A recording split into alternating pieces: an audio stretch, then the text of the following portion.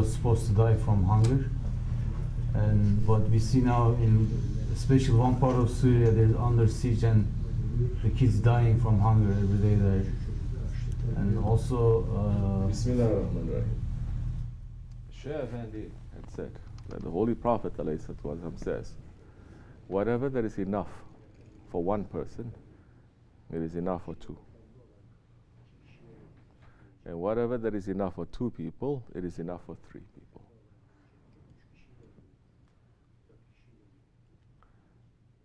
This world that we are living in does not belong to anyone. And it belongs to everyone. It belongs to people.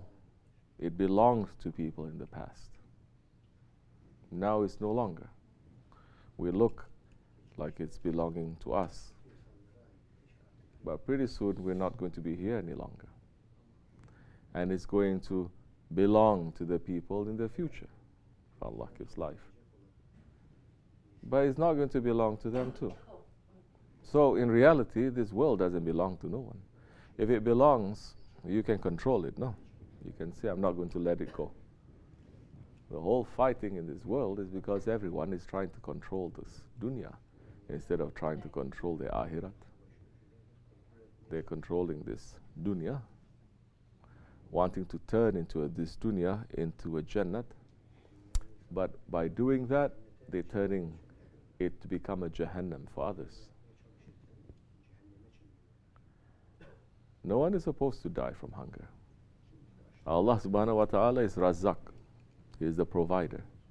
He provides for even that little ant there. It is enough for him.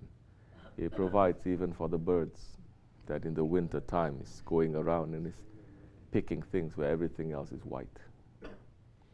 Allah subhanahu wa ta'ala is the most subtle, is the most caring. So now what happened when there are not thousands, millions of people dying, starving? Yes, in certain parts of Syria it is very bad. In certain parts of other countries it is very bad too. In certain parts of this America it is very bad. Look at America's neighbors. You think a very big, rich man, he's so rich, he has everything. You're going to look at the quality of that person by judging his neighbors, correct? How his neighbor is.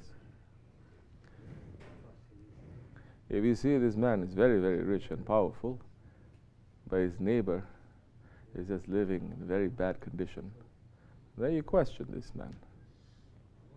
What is he doing now? Wealth is what? And power is what? Just to collect and take it for yourself. Of course, there are people who think that way. Or his wealth and power is to make this world into a better place for you and your children and your grandchildren. Now look, in Islam your neighbor is 40 houses to your east, 40 houses to your west, 40 houses to your north, 40 houses to your south. Everyone is a neighbor. And the Prophet ﷺ said, Jibreel ﷺ kept reminding me of the rights of my neighbors so much that I thought that my neighbors are going to be more important than my own family. This is the importance. What this happens now, it builds a what? Community. Ya Jami. It brings people together. Allah brings people together. In Islam, it is no good if you cook nice food and to let the smell to come out and your neighbor is poor and is starving or is hungry and for you not even to share your food.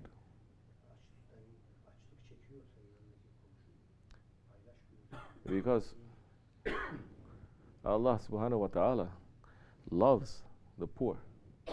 He loves the orphans. He loves those ones who are oppressed and He listens to them. And He loves those ones who loves the poor and the oppressed and the orphans. And the Prophet ﷺ, if the West, they don't like so many things about him, they say one thing. They say he came because he wants to change the social order of his day by making sure that all these poor people, all these people who are being put aside by society, they have no power, they're being oppressed, that the wealth that is coming to the Arabs at that time is shared amongst everyone. They get some social justice. Islam, the spirituality must work in so many different ways. It's not just from the inside. It must work inside, outside. It must work forward, backwards. It must work in the future. It must work now. It must work for the whole world.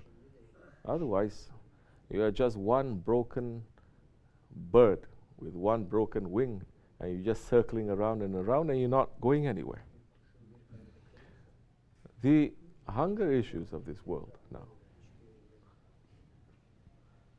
Allah subhanahu wa ta'ala is Razak. Is He not sending food? You think Allah subhanahu wa ta'ala, who said, don't worry about how many children you're going to have. Prophet ﷺ saying through the mouth of his Prophet, from the mouth of the Prophet ﷺ, from Allah subhanahu wa ta'ala, saying, don't worry about how many children you are going to have. Don't worry if your children are going to make you poor, because every child comes with his own razak, risk. It is not you who is making the risk. It is Allah that is sending. The food that is being produced now in this world, who can say? The food that is being produced now in this world, who can say that there is not enough food for everyone in this world? There's enough food not to feed 7 billion. There is enough food to feed 70 billion.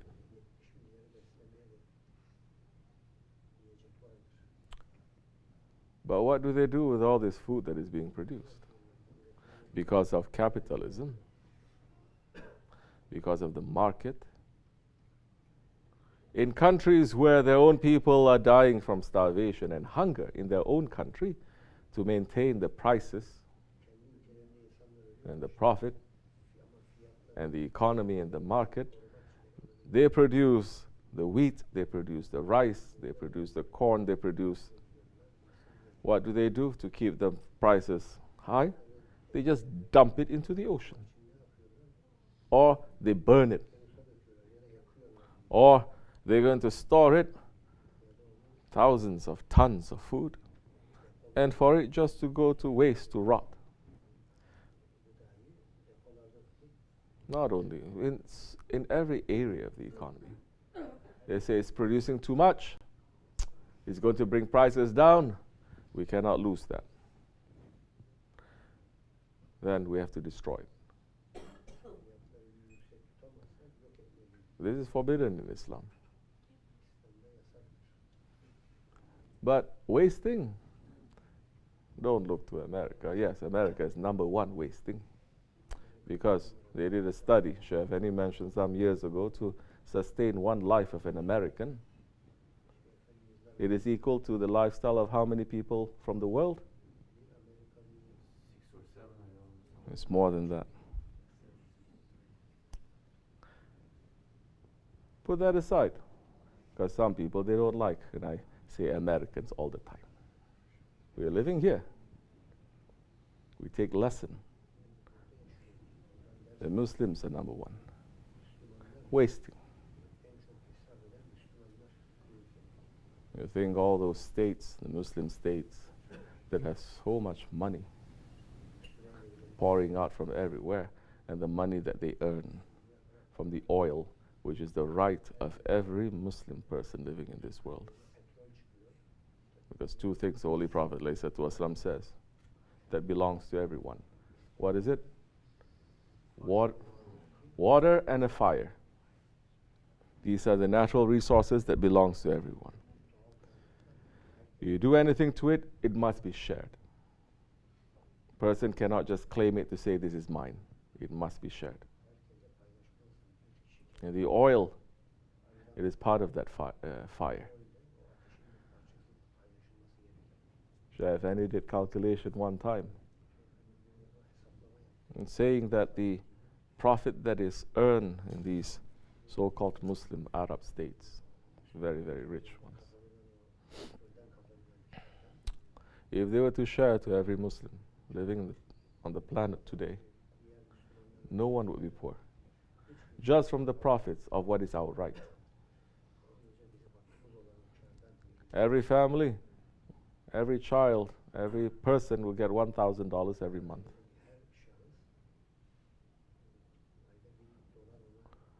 Starvation, we'll be living in luxury.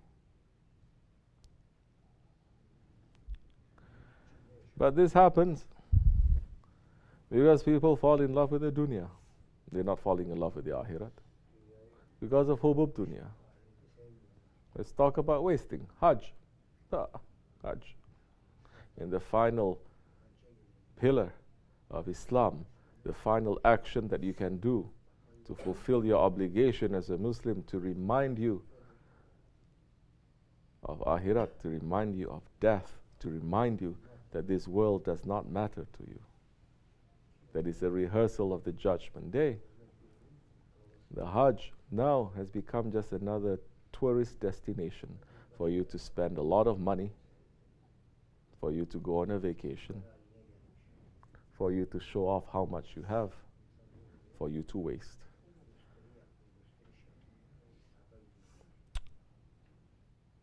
Millions of animals are sacrificed during the Hajj. Everybody ever asks those millions of animals that are sacrificed, where they go to? Are they all now sent to poor countries to be given to poor people? Why? Why spend money on trucks and electricity and power to have freezers and to transport all this? What are we going to get? So everything, what happens? Dump it into the ocean. Waste it.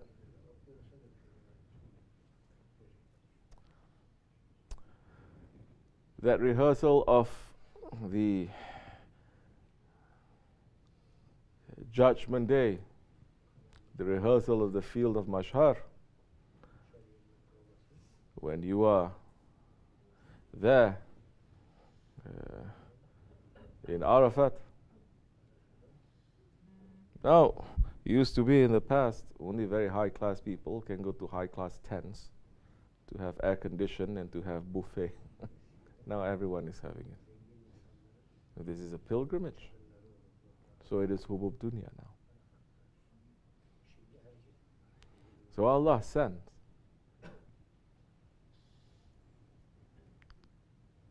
But evil ones they take and they keep it to themselves. Evil ones, evil regimes, evil groups of people, they take then food from the poor people. They eat some, they keep some, the rest they throw. It's come to this situation right now. Because whatever Allah subhanahu wa ta'ala has sent, it is enough for everyone. But if everyone is having the desire and the love of this dunya to live like a selfish, spoiled, completely wasteful individual, which everyone wants because they're watching their television and they say, oh, people in America living like this, people in Europe living like this, we want to live like this. This is our dream. To live that kind of a lifestyle. That time, this world is not enough for 7 billion, of course. This world will not be enough for 7 million. With that kind of mentality, this world is not enough for 7. Because I must control everything.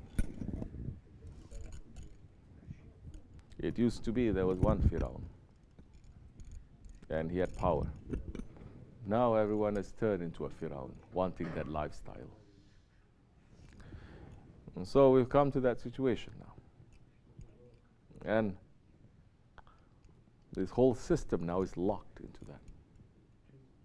Especially if the whole system is locked into interest.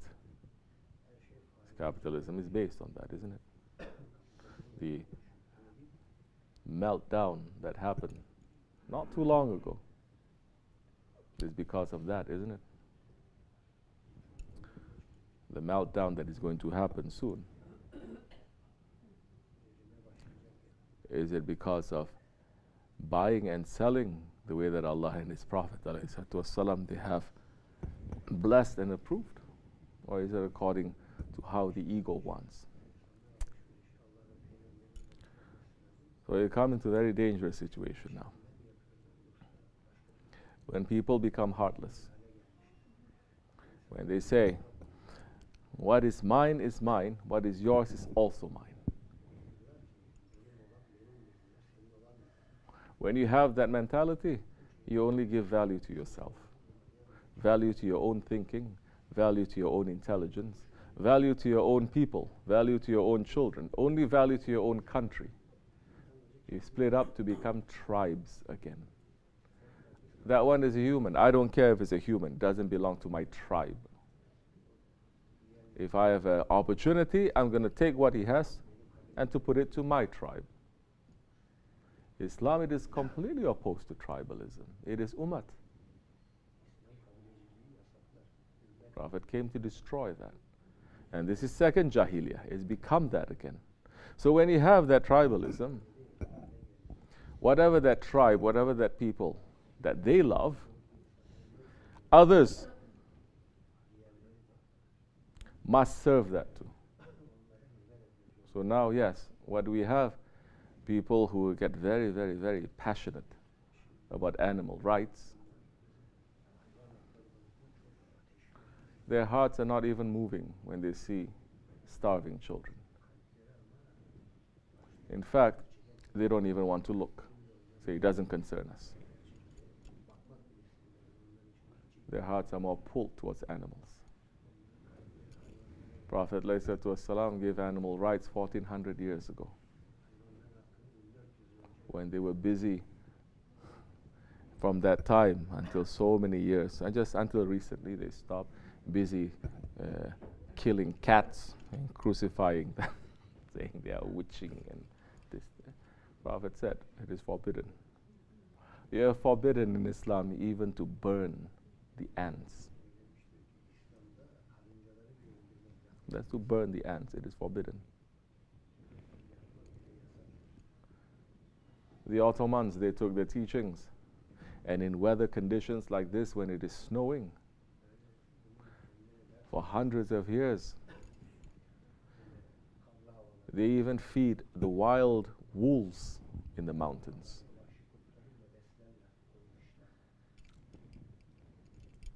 Talking about animal rights, that's why if you have been to certain Muslim countries, the animals there also a different character. Even the wild animals, they have a different character. When you finish your problems, then you're going to solve other problems. You didn't finish your problems, you can never solve other problems. Now this is coming from Hubub Dunya. And the situation now, it is very bad. Because with all this technology too, you are getting the same information bombarding you so many times. People's hearts now, they become hardened. Their hearts are not moved when they see things that are happening, but they get moved when they see things that are happening that is going to help their ego, that is going to please their ego.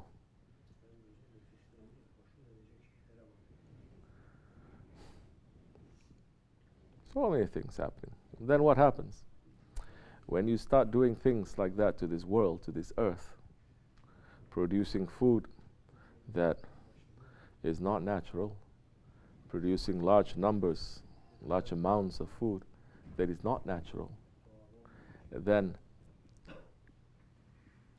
playing with the production, dumping it into the ocean, wasting it, that is not natural, using all these resources is not natural. Just for what? To feed people's egos? Yeah. Forget about the empire striking back. This world is going to strike back, don't worry. Nature is going to strike back. You're going to see.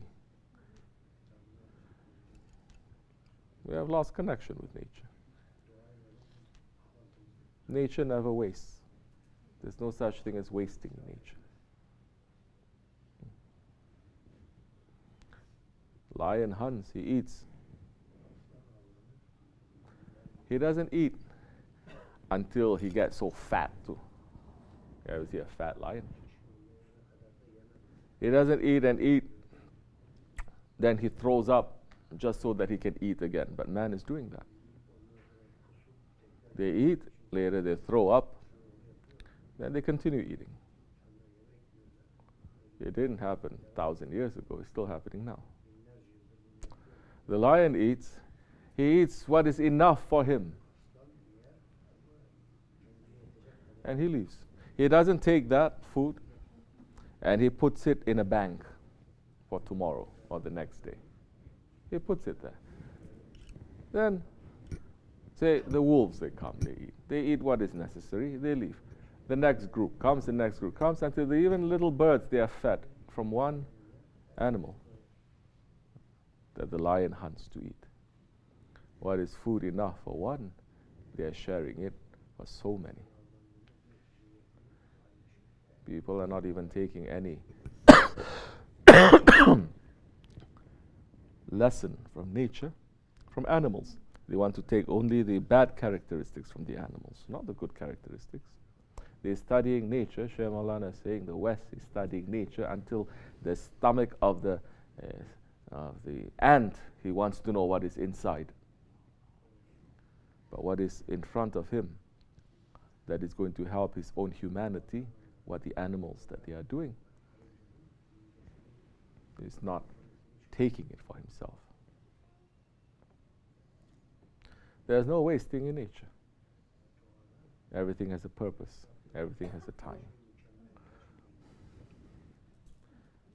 And in Islam, everything has to move with nature.